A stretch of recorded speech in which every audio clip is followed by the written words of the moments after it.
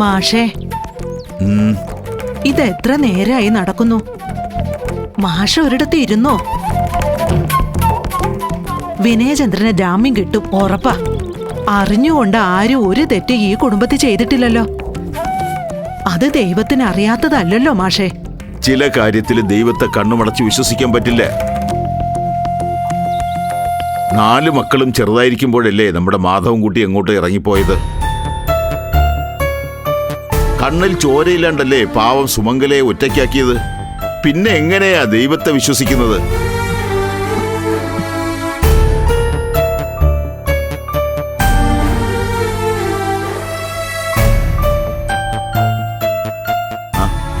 അച്ഛാ, വിസ്മയെ വിളിച്ചോ? ഇല്ല. ഒന്ന് വിളിച്ചു നോക്കിയാലോ? വേണ്ട,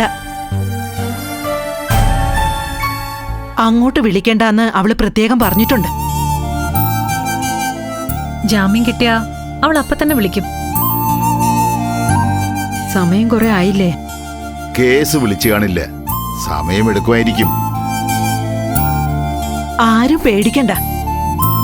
വിനയനെയും കൊണ്ട് അവൾ ഇങ്ങ് വരും, എനിക്ക് തീർച്ചയാ.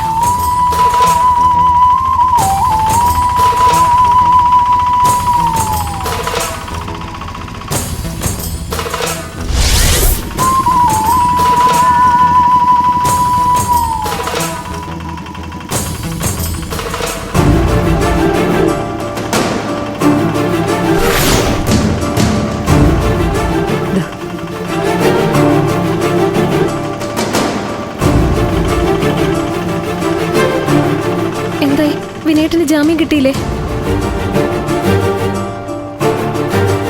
മോളെ, വിനയൻ എവിടെ?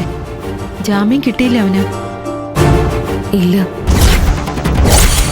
വിനയേട്ടനെ 14 ദിവസത്തേക്ക് റിമാൻഡ് ചെയ്ത് ജയിലിലേക്ക് കൊണ്ടുപോയി. ഈശ്വരാ,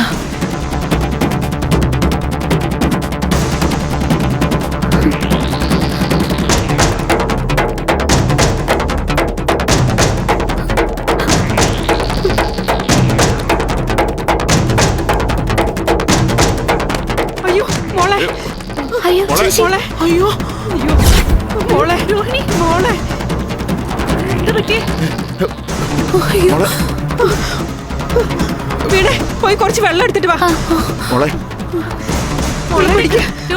അകത്തേക്ക് കൊണ്ടുവാ. അകത്തേക്ക് കൊണ്ടുവാ ചേച്ചി.